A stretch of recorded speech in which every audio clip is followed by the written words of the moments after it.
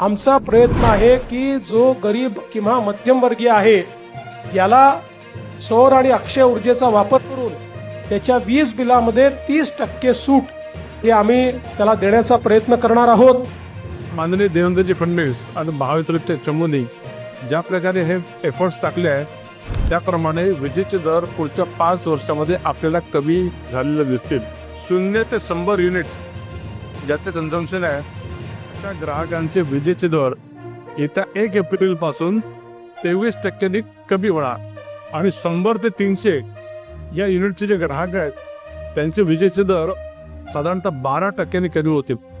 मला असं वाटतं की या सगळ्या प्रक्रियेमध्ये ज्या प्रकारे आपले ऊर्जा मंत्री मुख्यमंत्री देवेंद्रजी फडणवीस यांनी दिशा दिली, आमूलाग्र बदल आणला, त्या माध्यमातून विजेचे दर कमी व्हायला सुरुवात होईल ही फार मोठी उपलब्धी आहे.